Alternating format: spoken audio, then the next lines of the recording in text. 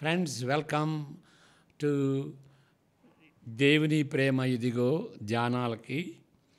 జనవరి 28వ తారీఖుకి సంబంధించినటువంటి వాక్య భాగం 28వ అధ్యాయం మత్తయి సువార్త. మత్తయి సువార్త 28వ అధ్యాయం. దాని అంతా వివరించడానికి సమయం లేదు కాబట్టి ఒకే వచనంపై మనం కేంద్రీకరిద్దాం. ఒకే వచనంలో ఒక భాగం, అది ఏంటి అంటే 20వ వచనంలో, ఇదిగో నేను యుగ సమాప్తి వరకు సదాకాలము మీతో ఉన్నానని వారితో చెప్పెను అనే దాని మీద మనం ధ్యానించుకుందాం. దేవుని ప్రేమ ఇదిగో. ఇప్పుడు దేవుని ప్రేమ గురించి ఎందుకు చెబుతున్నామంటే ఏదో రిలీజియస్గా చెప్పటం కాదు. మన దేశంలో, మన ఊర్లో, మన సంఘంలో, మన సమాజంలో మంచి వాళ్ళు కావాలి. ఈ ధ్యానాలను బట్టి వ్యక్తులు మంచిగా ఉండాలి అంటే ఇండివిజువల్స్ లేకపోతే సమాజం కూడా మంచిగా ఉండదు. ఎందువల్లంటే సమాజం వ్యక్తులతో, ఇండివిజువల్ వ్యక్తులతో పొందుగుచ్చబడింది కాబట్టి. ఈ దినాల్లో మనం మామూలుగా ఏం ఆలోచిస్తామంటే ఎవరు ఆస్తిపరులు, ఎవరికి అధికారం ఉన్నది, ఎవరికి ఎంత ఫాలోవర్స్ ఉన్నారు, ఎవరు హీరోసు అని మనం చూస్తాం. కానీ ఎవరు మంచివాళ్ళు, ఎవరు నిస్వార్థంగా ఉంటారు, ఎవరు కష్టపడతారు, ఎవరు ఇతరుల ఎడల ప్రేమ చూపించుతారు, ఎవరు తల్లిదండ్రులను చూసుకుంటారు, ఎవరు ఇతరులని కోప్పడి ఆ కోపాన్ని బట్టి హత్య చేసేటువంటి వాళ్ళు కూడా ఉంటారు. అలాంటి వాళ్ళు కాకుండా ప్రేమగా ఇతరులకి, సమాజానికి ప్రేమ చూపించేటువంటి వాళ్ళు, ఈవెన్ శత్రువులకి పగ తీర్చుకున్నట్టు కంటే మరి వాళ్ళని కూడా ప్రేమించాలి, వాళ్ళు బాగు కోరాలి అనేటువంటి వాళ్ళు, వినయ విధేయతలతో ఉన్నటువంటి వాళ్ళు, గర్వం లేనటువంటి వాళ్ళు, ఓకే, వ్యభిచారానికి లోను కానటువంటి వాళ్ళు, దొంగిలించినటువంటి వాళ్ళు, అబద్ధం చెప్పటం లేకపోతే అబద్ధ సాక్ష్యం కోర్టులో ఇవ్వటం అది కానటువంటి వాళ్ళు, ఇతరుల ఆస్తిపాస్తుల్ని, ఇతరులని చూసి ఈర్ష్య చెందేటువంటి వాళ్ళు, మరి ఇతరులదేదైనా చూసి పేరాశ కలిగినటువంటి వాళ్ళు, ఇలాంటి వాళ్ళు మంచి విలువలు కలిగినటువంటి వాళ్ళు ఎవరు? వాళ్ళని గురించి మనం ఆలోచిస్తామా? నేను బాగుండాలి, ఈ విధంగా మంచి విలువలు కలిగి ఉండాలి అనేటువంటి రీతిగా మనం ఎప్పుడన్నా ఆలోచిస్తామా? లేకపోతే డబ్బు ఎట్లా వస్తుంది, పేరు ఎట్లా వస్తుంది, అధికారం ఎట్లా వస్తుంది అనేటువంటి స్వార్థంతో కూడినటువంటి విలువల. ఈ ధ్యానాలను బట్టి మనిషి మారాలి. దేవుని ప్రేమ ఇదిగో అని ఎందుకు చెప్తున్నాము అని అంటే, దేవుని ప్రేమను బట్టి మనం కూడా ఇతరులను ప్రేమించేటువంటి వారిగా శక్తి వస్తుందని. దేవుని ప్రేమను బట్టి ఇలాంటి మంచి మాటలు, మంచి విలువలతో కూడినటువంటి వాటిని ధ్యానించుకుంటే మంచి వాళ్ళుగా తయారవుతాం. అందరూ చెడ్డవాళ్ళే ఏదో రీతిగా. మరి వాళ్ళనే పాపులు అంటాం. చెడ్డవాళ్ళకి పాపులకి ఏంటి డిఫరెన్స్ అంటే, దేవునికే చెడు చేయటం అదే పాపం. అంటే దేవుడు లేకపోతే పాపం అనేది ఉండదన్నమాట. అందరూ అలాంటి వాళ్ళే. వాళ్ళలో ఎట్లా పరివర్తన రావాలి, ఎట్లా మార్పు కావాలి, మంచివాళ్ళుగా ఏ విధంగా ఆలోచించాలి అనేది చాలా ముఖ్యం. దాని గురించి ఆశించం, దాని గురించి మనం తర్కించం. దాని గురించి ఎట్లా నేను మంచిగా ఉండాలి అనేటువంటిది చాలా ముఖ్యమైనటువంటి అంశం. అది మనం చర్చించుకోవాలి. కాబట్టి ఈ దేవుని ప్రేమ ఇదిగో అనేటువంటిది, ఆ దేవుని ప్రేమను బట్టి మన జీవితాలు మారాలి. ఈ విలువల గురించి మనం చర్చించుకోకపోతే, మనం దాన్ని ఆలోచించుకోకపోతే, దాని గురించి ధ్యానించుకోకపోతే, అలాంటిది లేకపోతే ఇంకా మంచిగా ఎట్లా తయారవుతాడు? కాబట్టి మంచి జీవితం జీవించాలనేటువంటి ఉద్దేశంతో ఈ ధ్యానాలు ఉన్నాయని మనం గ్రహించుకోవాలి. ఇప్పుడు 28వ అధ్యాయం 20వ వచనం మత్తయి సువార్త. ఇదిగో నేను యుగ సమాప్తి వరకు సదాకాలము మీతో ఉన్నానని చెప్పాను. ఇప్పుడు ఇక్కడ దీని గురించినటువంటిది అంటే దేవుని యొక్క యేసు ప్రభు మరణించి తిరిగి లేచి చెప్పినటువంటి మాటలు, మీతో కూడా శిష్యులు, మీతో కూడా నేను ఉంటాను అంటే మీలో కూడా ఉంటాను, సదాకాలం ఉంటాను. సదాకాలం శిష్యులు ఉంటారా?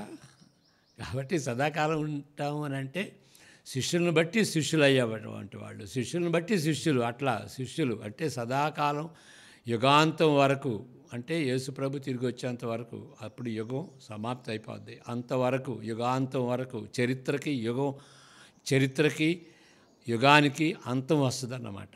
అంతవరకు అంటే యేసుప్రభుని అనుసరించేటువంటి వాళ్ళు ఆది శిష్యులే కాదు, యేసుప్రభుతో ఉండి 3.5 సంవత్సరాలు ఉండి పరిశుద్ధాత్మను బట్టి శిష్యులు అపోస్తులుగా అయినటువంటి వాళ్ళే కాదు, వాళ్ళను బట్టి యేసుప్రభు అనుచరులు అందరికీ వర్తించేదన్నమాట. వాళ్ళతో నేనుంటాను అని అన్నాడు. దాని గురించి ఈ ధ్యానం, దీనిలో టూకీగా ముందు నేను చెబుతాను. ఎందువల్లంటే ఇది చాలా కష్టమైనటువంటి విషయం కాబట్టి నేను 14 విషయాలు చెబుతాను. కొంచెం రిపిటేషన్ ఉండొచ్చు. అది తెలుసుకున్న తర్వాత మనం ఈ పేజీని మనం చదువుకుందాం. ఏంటి ఇప్పుడు ఆయన ఏమన్నాడంటే, మీరు వెళ్ళి సువార్త సేవ చేయండి, శిష్యులుగా చేయండి ఇతరులని అని చెప్పాడు. అప్పుడు నేనుంటాను అని అన్నాడు. అప్పుడు అనే మాట నేను పెట్టాను. కాబట్టి దానికి ఆయన ఇచ్చినటువంటి ఆజ్ఞకి, దాని గ్రేట్ కమిషన్ అంటారు. గొప్ప ఆజ్ఞ అంటే గొప్ప బాధ్యతతో మనం సువార్త చెప్పేటువంటి ఆజ్ఞ, దాన్ని గ్రేట్ కమిషన్ అంటాం. ప్రతిసారి గ్రేట్ కమిషన్ అనం, ప్రతిసారి బాధ్యత అనం, గొప్ప ఆజ్ఞ అని అంటాం. దానికి నువ్వు యేసుప్రభు యొక్క సన్నిధికి I will be with you all the time, నేను మీతో కూడా ఉంటాను అనేటువంటి గొప్ప వాగ్దానం, తప్పనిసరిగా మీతో ఉంటాను అనేటువంటి వాగ్దానం గురించి, దానికి దీనికి ఏంటి రిలేషన్షిప్? యేసుప్రభు ఇచ్చినటువంటి ఆజ్ఞను నెరవేర్చడానికి ఆయన ఇచ్చినటువంటి వాగ్దానం, మీతో కూడా ఉంటాను, ఈ రెండింటికి ఉన్నటువంటి సంబంధం ఏంటి అని ఈ దినాన మనం ధ్యానించుకుందాం. మొదటిది ఏంటంటే, ఒక షరతుగా పెట్టింది కాదు. షరతుగా పెట్టింది కాదు అంటే ఒక ఖచ్చితమైనటువంటి షరతుతో కూడినటువంటి సంబంధం కాదు. అంటే నేను ఇచ్చినటువంటి ఆజ్ఞను పాటిస్తేనే ఆయన సన్నిధి ఉంటుంది అని అనలేదు. లేకపోతే మీరు ఆజ్ఞను పాటించకపోతే నా సన్నిధి ఉండదు అనేటువంటి ఆ కండిషన్ అనేది లేదన్నమాట. అది మనం గుర్తించాలి. రెండవ విషయం ఏంటంటే, ఇది సామాన్యమైనటువంటి సంబంధం. గొప్ప ఆజ్ఞ, నేను మీతో ఉంటాను, దానికి దీనికి ఉన్నటువంటి సంబంధం జస్ట్ జనరల్గా ఉన్నది. కాబట్టి దాన్ని బట్టి ఇక్కడ కార్సన్ గారు చెప్తున్నటువంటి విషయం ఏంటంటే, ఆయన యొక్క సన్నిధి మేట్రిక్స్ లాగా ఉంటుంది. మేట్రిక్స్ అంటే ఏంటంటే, ఒక యువతి గర్భం ధరించి అమ్మాయిని కానీ అబ్బాయిని కానీ కన్నటువంటిది. అంటే ఆ గర్భకోశం ఉత్పత్తి చేస్తుంది అన్నమాట, జీవితాన్ని ఉత్పత్తి చేస్తుంది. కాబట్టి ఆ గర్భకోశం మేట్రిక్స్ అంటారు, దాన్ని గర్భకోశాన్ని మేట్రిక్స్ అంటారు. అంటే దాని నుండి వచ్చేటువంటిది. కాబట్టి దేవుని యొక్క సన్నిధిని బట్టి వచ్చేటువంటిది అని మనం అర్థం చేసుకోవాలి. ఏం వస్తుంది మనం చెబుదాం. కాబట్టి దేవుని యొక్క సన్నిధి అది బేసిస్ అన్నమాట, అది ఆధారం, అది మొదటిది. అక్కడి నుండి ఉత్పన్నమయ్యేది మిగిలినవి. మూడో విషయం ఏంటంటే, ఆయన సన్నిధి ఎట్లా వస్తుంది? ఆయన సన్నిధి యేసుప్రభు చనిపోయి తిరిగి లేచి 40 దినాలు ఆయన శిష్యులకి అగపడి పరలోక రాజ్యం వెళ్ళి పరిశుద్ధాత్మను సంఘానికి పంపించాడు. అది అపోస్తల కార్యం 2. పరిశుద్ధ జీవితం జీవించటానికి పరిశుద్ధాత్మను పంపాడు. ఇంకా దేనికి పంపాడు అంటే యేసు ప్రభు చేసినటువంటి ఆ యొక్క కార్యాన్ని, శిలువ కార్యాన్ని, మరణ పునరుద్ధానాల ఆ కార్యాన్ని అది చరిత్రలో చేసినటువంటిది గానే ఉండకుండా ఆ చరిత్రలో జరిగినటువంటి ఆ సంఘటనని మనుషులు వ్యక్తిగతంగా అనుభవించటానికి, అప్లై చేయటానికి పరిశుద్ధాత్మ దేవుడే అప్లై చేయగలడు. లేకపోతే ఆ విషయాలన్నీ యేసుప్రభు మరణించటం, తిరిగి లేవటం అనేది 2000 సంవత్సరాల క్రితం జరిగినటువంటి చరిత్రలాగానే ఉండిపోద్ది. ఆ చరిత్రను బట్టి, ఆ సంఘటనను బట్టి మనకేంటి ఉపయోగం, మనకెట్లా వర్తిస్తుంది, మనం ఎట్లా అన్వయించుకోవాలి అనేది పరిశుద్ధ దేవుని యొక్క సహాయాన్ని బట్టి మనం అన్వయించుకుంటాం. అది పరిశుద్ధాత్మ దేవుడు చేసేటువంటిది కార్యం అన్నమాట. అది శిష్యులకి చేశాడు. ప్రతి తరం వాళ్ళలో ఎవరైతే సువార్తని వింటారో వాళ్ళు అర్థం చేసుకునేటటువంటి రీతిగా, మరి సువార్తను అన్వయించుకునేటువంటి రీతిగా, సువార్తను బట్టి దాన్ని స్పందించేటువంటి రీతిగా చేసేది పరిశుద్ధాత్మ దేవుడు అన్నమాట. కాబట్టి పరిశుద్ధాత్మ దేవుడు ఎవరైతే సువార్త విని యేసుప్రభు కావాలని అంటాడో అది పరిశుద్ధాత్మ కార్యం. కాబట్టి త్రియేక దేవుడు వస్తాడన్నమాట. పరిశుద్ధాత్మను బట్టి తండ్రి, కుమార, పరిశుద్ధాత్మలు మన జీవితంలోకి వస్తారు. దేవుని యొక్క సన్నిధి మనకు ఉంటుందన్నమాట. దాని గురించి యేసుప్రభు చెబుతాడు, నేను నా సన్నిధి మీతో ఉంటుంది, నేను మీకు తోడై ఉంటాను అంటే అర్థం అది అన్నమాట. పరిశుద్ధాత్మ వలన త్రియేక దేవుడు మీతో ఉంటాడు అని అర్థం. కాబట్టి ఈ ఆజ్ఞను అనుసరించేవారు, దాన్ని పాటించేవారు, వాళ్ళు ఏం చేయాలి? ఈ దేవుని యొక్క, యేసుక్రీస్తు యొక్క సన్నిధిని, దేవుని యొక్క సన్నిధిని బట్టి వాటిని అనుభవించాలి. వాళ్ళు చెప్పే వాటిని వాళ్ళు అనుభవించాలి. అనుభవం లేకుండా చెప్పేది కాదు ఇది. కాబట్టి వాళ్ళే కాదు, మనం కూడా దాన్ని బట్టి మనము ఆజ్ఞకు విధేయత చూపిస్తాము. ఆయన సన్నిధిని బట్టి ఆజ్ఞకు కూడా విధేయత చూపించుతాం అనేది మనం గ్రహించాలి. 4వది, దీన్ని కొంచెం వివరించాలి అదంటే వాగ్దానం, దేవుడిచ్చినటువంటి యేసుప్రభు ఇచ్చినటువంటి వాగ్దానం ఏంటి? మీతో కూడా ఉంటాననేటటువంటి వాగ్దానం. దాన్ని వాగ్దాన సన్నిధి అని అంటాం. దాన్ని అనుభవిస్తాం. ఆయన యొక్క సన్నిధిని అనుభవించి ఆ అనుభవంతో మనం సాక్ష్యం చెబుతాం, సువార్త చెబుతాం, మనం సాక్షులుగా ఉంటాం. అది అంటే ఆయన సన్నిధిని బట్టి మనం చెప్పేది మనం ముందు అనుభవిస్తాం. మనం అనుభవపూర్వకంగా సాక్ష్యమిస్తూ మేము చూసామండి అని చెప్తారు. ఇప్పుడు చూడండి, యోహాను పత్రిక 1వ అధ్యాయం 4 వచనాల్లో మనం చూసేది అదే.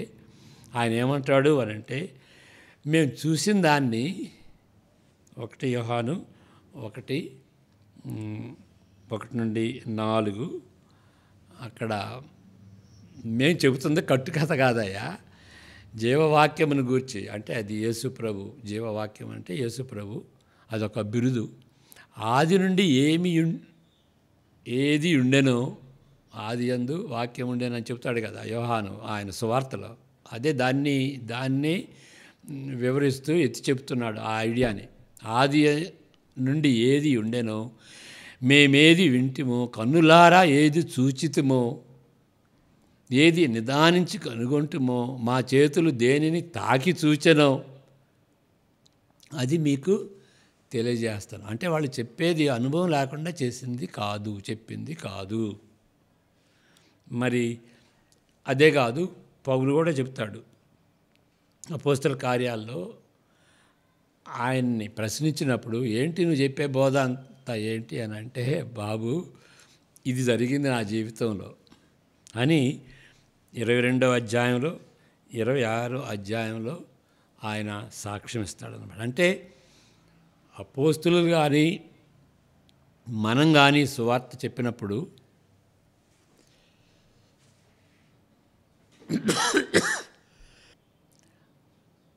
అనుభవంతో మనం చెప్పాలి.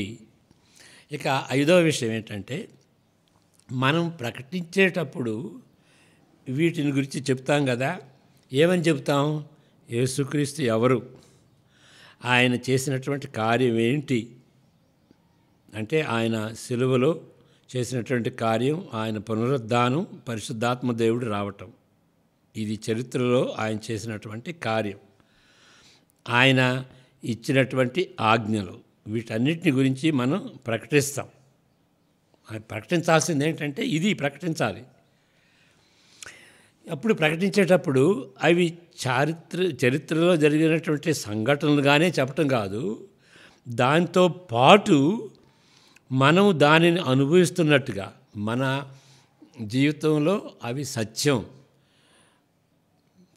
అది చెప్పింది ఏదో ఫ్యాక్ట్స్ లాగా, ఏదో ఒక సత్యం చరిత్రలో జరిగినటువంటి సంఘటనలు అని చెప్పటమే కాకుండాను, అవి యేసుప్రభు యొక్క సన్నిధిని బట్టి మనం మన ప్రవర్తన కూడా మారినట్టుగా. అంటే ఆయన సన్నిధిని బట్టి ఏమవుతుంది, మనం ఆయన ఇచ్చేటువంటి రక్షణ యొక్క శక్తిని మనం గమనిస్తున్నాం. అంతేకాదు మన ప్రవర్తన కూడా మారినింది. ఆయన సన్నిధిని బట్టి మన సాక్ష్యం ఏంటి అని అంటే, ఆయన యొక్క రక్షణలో ఉన్నటువంటి సాక్ష్యం అనమాట. ఇప్పుడు పౌలు కూడా చెప్తాడు కదా, salvation is the power of God అంటూ సాల్వేషన్. సువార్త ఏంటి? పవర్ ఆఫ్ గాడ్ అంటూ సాల్వేషన్. ఆ పవర్ని అనుభవించేటువంటి వాళ్ళు. ఆ పవర్ అంటే ఏదో సూపర్ న్యాచురల్ అద్భుతాలు చేసేటువంటి పవరు అది కాదు. ప్రైమరీగా జీవితాన్ని మార్పు చేసినటువంటి శక్తి, పరివర్తన ప్రభావం అన్నమాట. వాటిని అన్నిటినీ అనుభవిస్తాం. ఎట్లా అనుభవిస్తాం? ఆయన మనతో ఉండటాన్ని బట్టి. అది కాబట్టి సత్య సువార్త గురించి చెబుతాం, అది సత్యం జరిగిందండి 2000 సంవత్సరాల క్రితం. దాంతోపాటు అది ఆ సత్యం మా జీవితంలో మారిందండి, మా జీవితంలో పరివర్తన వచ్చింది, ఆ శక్తిని మేము గమనించాం అనేటువంటి రెండు కలపాలన్నమాట. రెండు కలిపినటువంటిది అది నిజంగా సువార్త చెప్పటం అనేది మనం అది గ్రహించుకోవాలి. మరి 7వదిగా ఇంత ముందుకు చెప్పినటువంటి సారాంశం ఏంటంటే, మనము సువార్తను ప్రకటిస్తాము, మన జీవితంలో వ్యక్తిగతమైనటువంటి సాక్ష్యం కూడా ఇస్తాము. అంటే వ్యక్తిగతంగా మా జీవితంలో మేము అనుభవించామని రెండు చెబుతాం. ఇప్పుడు అవి అట్లా చెప్పినప్పుడు ప్యాషన్ ఉంటుంది. ప్యాషన్ ఇప్పుడు చూడండి, కొన్ని విషయాలు చెబుతాం. న్యూస్లో ఎవరన్నా న్యూస్ చెప్పేటప్పుడు ఉన్నది ఉన్నట్టుగా చెప్తారు. దానిలో ప్యాషన్ ఏముంది? ప్యాషన్ లేదు, కంపాషన్ లేదు, దానిలో విరక్తి లేదు, ఏమీ లేదు. ఇది జరిగిందండి అని చెప్తారన్నమాట. కానీ సువార్త చెప్పేటప్పుడు అది కాదు.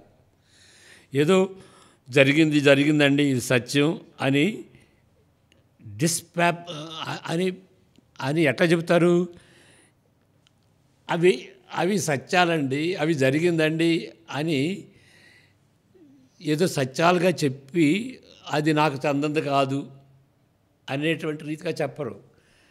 అట్లా చెబితే అది డిస్పాషనేట్ అయిపోద్ది. ఇప్పుడు ఆబ్జెక్టివ్, సబ్జెక్టివ్ అని రెండు విషయాలు ఉన్నాయి. ఆబ్జెక్టివ్ అని అంటే నా అనుభవంతో సంబంధం లేదండి, అది సత్యాలు, అది చరిత్రలో జరిగినటువంటి సంఘటనలు, న్యూస్ లాగా చెబుతాం, అది ఆబ్జెక్టివ్ అన్నమాట. నేను వాటిని అనుభవించకపోని, వాటిని నేను నమ్మకపోని అది జరిగింది అనేటువంటిది దాని ఆబ్జెక్టివ్ అంటాం. Facts, objective facts. సబ్జెక్టివ్ అంటే మన అనుభవాలు అన్నమాట. కాబట్టి యేసుప్రభు యొక్క సన్నిధిని బట్టి మనం రెండూ చెబుతాం. ఆయన యొక్క సువార్తలో ఉన్నటువంటి ఆ సత్యాలు చెబుతాం, అది ఆబ్జెక్టివ్ ట్రూత్, అది నిజమండి అని చెబుతాం. కానీ అది మేము అనుభవించామని కూడా మనం చెబుతాం అన్నమాట.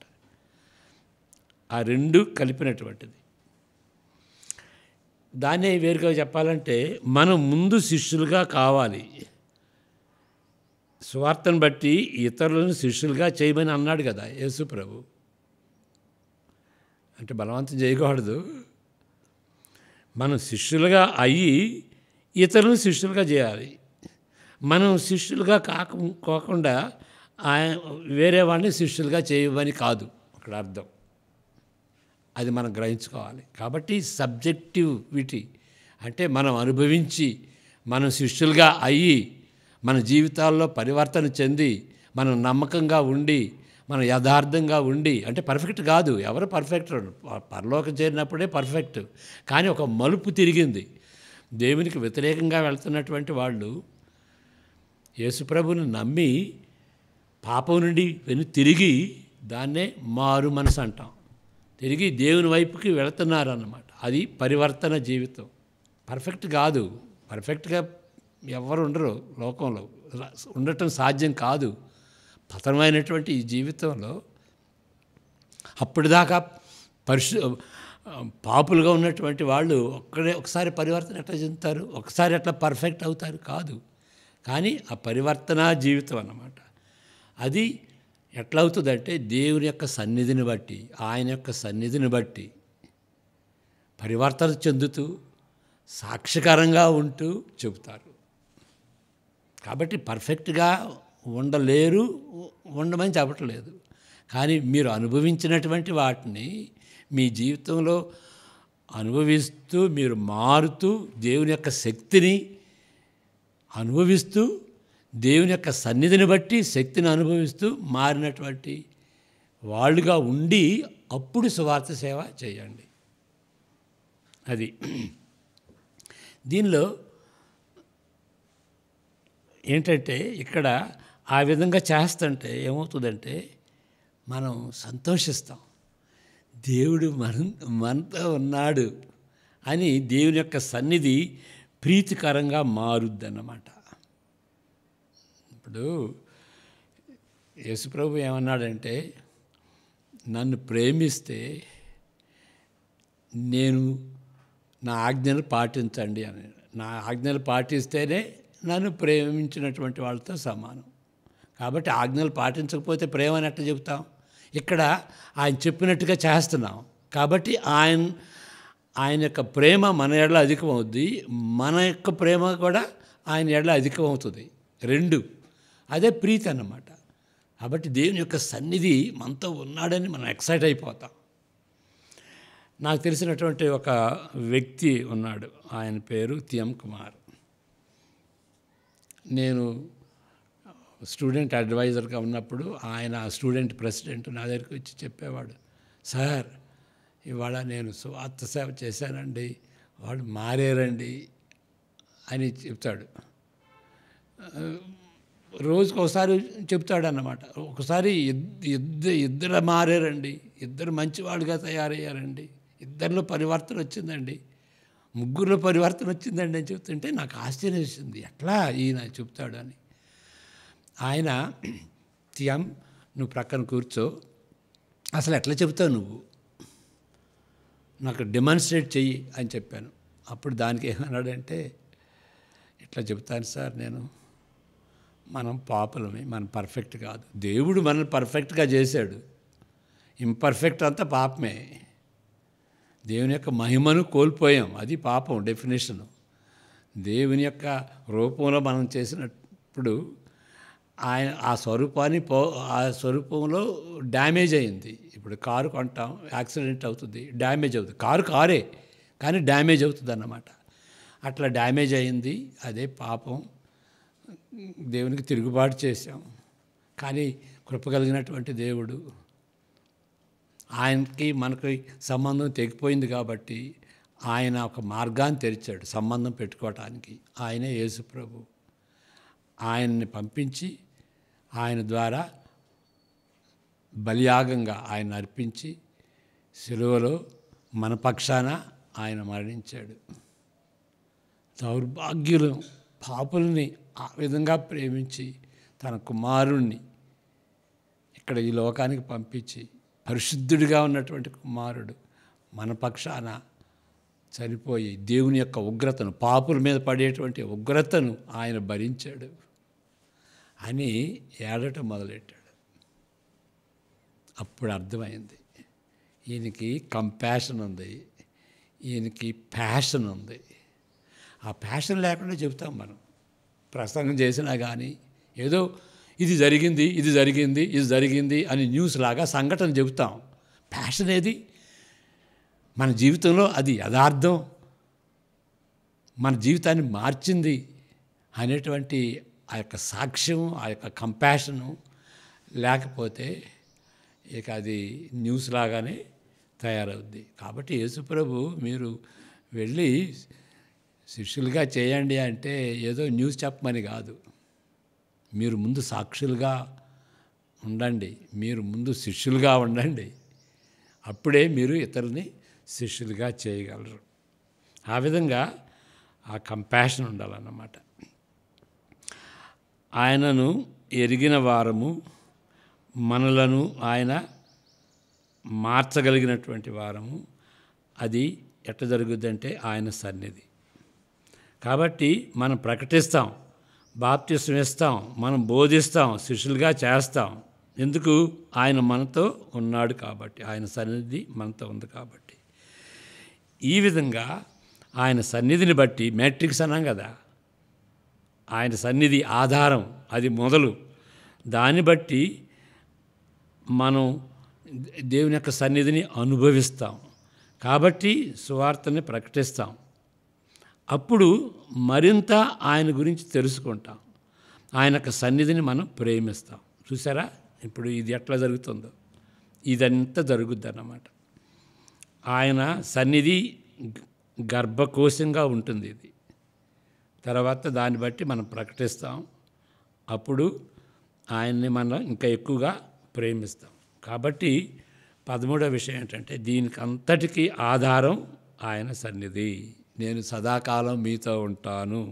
అది మన గురి కూడా అదే. ఇది మన సన్నిధి, ఇది మొదలు. మరి గురి కూడా అదే. ఆయన గురించి ఇంకెక్కువ తెలుసుకుంటాం, ఆయన ప్రేమిస్తాం, ఆయన సన్నిధిని ఎక్కువ ప్రేమిస్తాం. కాబట్టి ఇది మేట్రిక్స్, ఇది మొదలు, ఇది గురి కూడాను. అది చెబుతుంది ఇక్కడ. మన ఆధారం ఇది, మన బహుమానం కూడా ఇదే.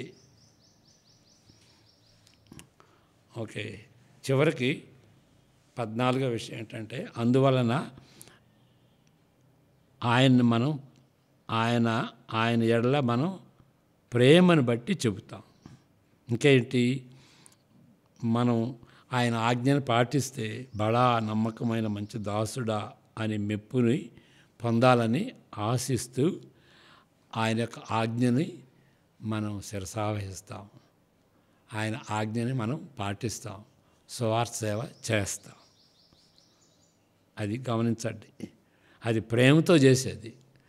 యేసు ప్రభుని మనం ప్రేమిస్తున్నాం కాబట్టి, ఆయన శక్తిని గమనిస్తున్నాం కాబట్టి, ఆయన సన్నిధి మనతో ఉంది కాబట్టి, అప్పుడు ఆయన సన్నిధిని బట్టి ఇంకా ఎక్కువ ప్రేమిస్తాం కాబట్టి దాన్ని బట్టి మనం చేస్తాం అని మనం గమనించాలి. ఈ విషయాలు ఒక విధంగా ఇది క్లియర్గా లేవండి అని అనొచ్చు. మీరు ఆలోచించండి. అంటే నేను చదవబోయేది దాన్ని అర్థం చేసుకోవటానికి ఈ విధంగా స్టెప్స్ చెబితే బాగుంటుందనే ఉద్దేశంతో చెప్పాను అన్నమాట. ఇప్పుడు దాన్ని ఒక సెంటెన్స్ ఫామ్లో పెడతాను. 14 పాయింట్స్లా కాకుండా ఇక్కడ ఈ ట్రాన్స్లేషను కార్సన్ గారి ట్రాన్స్లేషను ఇప్పుడు నేను చదువుతాను. 28వ అధ్యాయంలో చివరి వాక్యము మనలను ఆకట్టుకుంటుంది.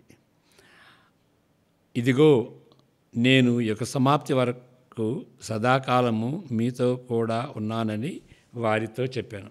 20వ వచనం. నిజానికి పునరుద్ధానుడైన యేసు ప్రభువు పరలోకమునకు ఆరోహణ కాకముందు ఇచ్చిన వాగ్దానము. ఇది చాలా ప్రశస్తమైనటువంటి వాగ్దానం. ఏదో సామాన్య తీరులో ఇవ్వబడిన హామీ ఏనని, అంతకు మించి దీనిలో పెద్ద అర్థం లేదని తలంచకూడదు. దీని సందర్భమును బట్టి అదేంటంటే చాలా లోతైనటువంటి విషయం. ఆయన చనిపోయి తిరిగి లేచి పరలోకానికి వెళ్తున్నప్పుడు చెప్పినటువంటి ఈ యొక్క ఇచ్చినటువంటి వాగ్దానం, సదాకాలం మీతో ఉంటాను.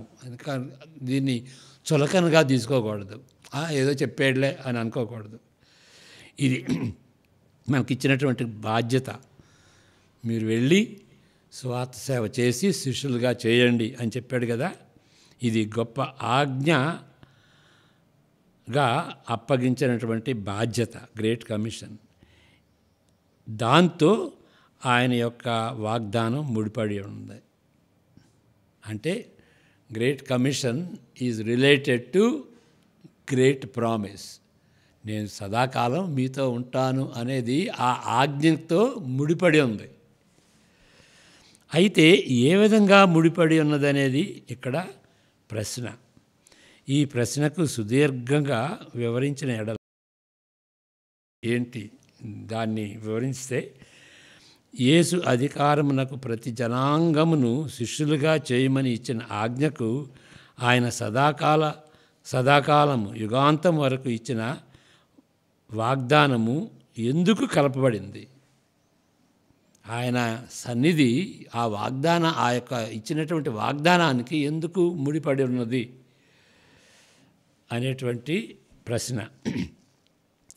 ఒక విధంగా బెదిరిస్తున్నట్లు ఖచ్చితమైన ఒక షరతుగా అర్థం చేసుకునకూడదు. అంటే నువ్వు చేస్తేనే నేను ఉంటాను అనేట్టు కొంచెం బెదిరింపులాగా ఉంటుంది కదా, అట్లాంటిది కాదు. మీరు సమస్త జనులను శిష్యులుగా చేయునప్పుడు మాత్రమే మీతో ఉంటానని ఆయన చెప్పుచున్న తీరు కాదు. లేక సమస్త జనులను శిష్యులుగా చేయని ఎడల ఆయన శిష్యులతో ఆయన సన్నిధి ఉండదని చెప్పుతున్న తీరు అసలే కాదు. అయినప్పటికీ ఈ రెండింటి మధ్య ఏదో సంబంధం ఉన్నట్లుగా ఉన్నది. ఏంటి ఆ సంబంధం? ఈ సంబంధం ఎంతో సాధారణమైనదిగా ఉన్నది కాబట్టి కార్సన్ గారి తలంపు ఇది. ఆయన ఇచ్చిన ఆజ్ఞను, గ్రేట్ కమిషన్, పాటించుటకు అనుకూలపరిచే ఒక గర్భకోశంగా, మేట్రిక్స్గా ఉంటున్న ఆయన వాగ్దాన సన్నిధిని అర్థం చేసుకొనవలెను. అనగా ఆయన ఆజ్ఞను పాటించేవారు దానిని అనుభవముతో పాటించవలెను. అది ఏదో ఫ్యాక్ట్స్ లాగా, న్యూస్ లాగా చెప్పటం కాదు, అనుభవించి వాళ్ళు చెబుతున్నది వాళ్ళ జీవితంలో నిజం, వాళ్ళు అనుభవించారు. ఓకే. ఒక ఆయన, ఇది నేను ఎప్పుడు విన్నాను, ట్రైన్లో వెళ్తుంటే ఆయన ఒక క్యాబ్ పెట్టుకున్నాడు. ఆయన మందు అమ్ముతున్నాడు. అదేంటంటే ఈ మందు రాసుకుంటే వెంట్రుకలు వస్తాయండి అని. అది ఆ సమయంలో ఏదో ట్రైన్లో బ్రేక్ వేసాడో ఏమో, కొంచెం దాన్ని బట్టి వాళ్ళు ఒక విధంగా కదిలిపోయిన దాన్ని బట్టి ఆయన టోపీ కింద పడింది. అప్పుడు ఆయన తలను చూస్తే అది బాల్డ్ హెడ్, వెంట్రుకలు లేవు. మరి ఆయన ఇచ్చేటువంటి మందు ఆయన రాసుకుని ఆయన వెంట్రుకలు పొందొచ్చు కదా. అంటే అది ఆయన అనుభవం కాదు. ఆ టోపీ అది అమ్మటం ఆయన యొక్క అది సేల్స్ మ్యాన్ లాగా చెప్తున్నాడు కాదు, కానీ ఆయన అనుభవం కాదన్నమాట. ఆ విధంగా చెప్పేది కాదు ఈ సువార్త సేవ. ఓకే, దాని అనుభవంతో పాటించవలెను. అదే సమయంలో ఆ ఆజ్ఞను పాటించుటకు ఆయన సన్నిధి అనుకూలపరుస్తుంది. అది ఆ యొక్క ఆజ్ఞని ఏది అనుకూలపరుస్తుంది అంటే ఆయన సన్నిధి. ఆయన వాగ్దానం చేసినట్లు ఆయన మనతో కూడా ఉన్నాడని గ్రహించి దానిని అనుభవిస్తున్న సమయంలోనే ఆయన ఎవరో, ఆయన చేసిన కృపాకార్యాలను వివరిస్తున్న సమయం, ఆయన ఆజ్ఞలను కూడా పాటిస్తాము. అంటే ఆయన అంటే ఆ కృపాకార్యాన్ని, యేసుప్రభు చేసినటువంటి కృపాకార్యాన్ని, ఆయన ఆజ్ఞలను మనం అనుభవిస్తూ మనం చెబుతాం. మనం ప్రకటించే సువార్త అనుభవంతో పొత్తు లేనట్లుగా, అంటే ఆబ్జెక్టివ్ ట్రూత్గా ఉన్న సత్యమైనప్పటికీ, అంటే మనం ప్రకటించేటువంటి ఆ యొక్క సువార్త అది సత్య సువార్తే. అది ఆబ్జెక్టివ్ ట్రూత్, అంటే మన భావోద్రేకాలతో పని లేదు. అయినప్పటికీ మనం ప్రకటించేది కేవలము అది సత్యమనే కాదు, దానితో పాటు రక్షణ శక్తిని, మన జీవితంను మార్చే శక్తిని, దాని ప్రభావాన్ని అనుభవిస్తాం. కాబట్టి దానిని మనం ప్రకటిస్తాం. అది ఏదో అంటే ఇక్కడ రెండు విషయాలు. మనం ఎందుకు ప్రకటిస్తామంటే అది సత్యం అనే కాదు, ఆ సత్యం మన జీవితంలో పనిచేసింది కాబట్టి. అందువలన దానిలోని సత్యమును మాత్రమే ప్రకటించలేదు, కానీ దానికి సాక్ష్యముగాను, క్రీస్తుకు వ్యక్తిగతంగాను సాక్ష్యము ఇస్తున్నాము. ఏ ఉద్రేక భావాలు లేకుండా, ఆవేశాలు లేకుండా ప్రశాంతముగా చరిత్రలో జరిగిన కొన్ని సత్య సంఘటనలు ప్రచారం చేసేవారము కాము. శిష్యులముగా కట్టుబడిన వారమై ఇతరులను శిష్యులుగా చేసేవారము. ఇప్పుడు కొన్ని సంఘాల్లో న్యూస్లో కూడా వస్తున్నాయి కదా, చెబుతారు, కొట్టుకుంటారు. వాళ్ళు చెప్పిన దానికి వాళ్ళకి జీవితానికి పొత్తు లేదు. అలాంటిది కాదు యేసుప్రభు చెప్పేది. మీరు చెప్తున్నది మీ జీవితంలో యథార్థమైతేనే చెప్పండి. ఓకే, కాబట్టి ఈ లెక్కలో చూస్తే ఎవరైతే సువార్త సేవ చేస్తున్నారో క్రైస్తవ నాయకులు, పాస్టర్లు చాలా జాగ్రత్తగా ఉండాలి. చెబుతున్నది మన జీవితాల్లో నిజమా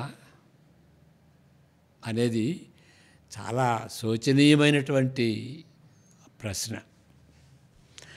ఆయన అప్పగించిన బాధ్యతను నిర్వర్తిస్తున్నప్పుడు ఆయన సన్నిధి అతి ప్రియమైనదిగా అనుభవించుటలో ఆశ్చర్యమేమీ లేదు. ఓకే, ఆయన బాధ్యతను చెప్తున్నప్పుడు ఆయన సన్నిధి మనకు ప్రియంగా మారుద్దన్నమాట. ఆయనను ఎరిగిన వారము మనలను మార్చుతున్న సన్నిధిని అనుభవిస్తాము. కాబట్టి మనం సువార్తను ప్రకటిస్తాం, బాప్తిసం ఇస్తాం, బోధిస్తాం, శిష్యులను తయారు చేస్తాం. అప్పుడు ఆయనను మరింతగా తెలుసుకుంటాం. మన జీవితంలో ఆయన సన్నిధి ఉంటున్న కారణం చేత మనము పరివర్తన చెందుటలో ఎదుగుతాం. ఇక్కడ ఏంటంటే నేను మామూలుగా చెప్పేది ఏంటంటే, వాక్యాన్ని గ్రహిస్తాం. ఇప్పుడు బైబిల్ చదువుతున్నప్పుడు ఆ యొక్క సత్యాలని మనం అర్థం చేసుకుంటాం. అర్థం చేసుకున్నప్పుడు వాటిని మనం పాటిస్తాం. కాబట్టి మనం అనుభవిస్తాం కాబట్టి మనం విధేయత చూపించుతాం. కాబట్టి విధేయత చూపించినప్పుడు దేవుడు ఏదైతే చెప్తున్నాడో దానికి విధేయించితే ఇంకా దేవుడు ఇంకా ఎక్కువ ఇస్తాడు.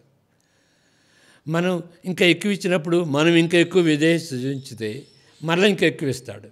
కాబట్టి దేవుని యొక్క స్వరాన్ని మనం ఏ ప్రపోర్షన్లో వింటాం, ఏ మోతాదులో వింటామంటే మన విధేయతకు తగినట్టుగా. అలాంటి సంబంధమే ఇక్కడ ఉంటుందన్నమాట. దేవుని యొక్క సన్నిధిని బట్టి మనం ఆయన సేవ చేస్తాం. ఆయన సన్నిధిని, ఆయన సేవ చేస్తున్నప్పుడు, ఆయనకు విధేయులుగా ఉన్నప్పుడు, ఆయన ఆజ్ఞ పాటిస్తున్నప్పుడు ఇంకా ఆయన యొక్క సన్నిధిని మనం ఎక్కువ ప్రేమిస్తాం. ఇంకా ఎక్కువ ప్రేమించినప్పుడు ఇంకా ఎక్కువ మనం సేవ చేస్తాం. ఆ విధంగా ఎదుగుతాం అన్నమాట. సైమల్టేనియస్గా ఎదుగుతాం. ఆ విషయం చెబుతాను అక్కడ. అప్పుడు ఆయనను మరింతగా తెలుసుకుంటాం. మన జీవితంలో ఆయన సన్నిధి ఉంటున్న కారణం చేత మనము పరివర్తన చెందుటలో ఎదుగుతాం. యుగాంతం వరకు ఆయన వాగ్దాన సన్నిధి ఆ విధంగా ఒక గర్భకోశంగా ఉంటూ మనకు అప్పగించబడిన బాధ్యతను నమ్మకంగా ఉండగలము. అదే సమయంలో ఆయన సన్నిధి మనకు కారణంగాను, మనకు గురిగాను, మనకు ఆధారంగాను, బహుమానంగాను ఉంటుంది. ఆ సన్నిధి లేని ఎడల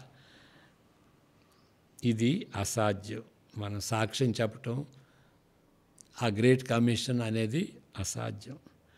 ఆయనను ప్రేమిస్తూ మన జీవితంలో బలా నమ్మకమైన దాసులని మెప్పును ఆశించే వారముగా ఆయనను సేవిస్తాం. కాబట్టి ఆయన సన్నిధిని బట్టి మనం ప్రేమిస్తాం.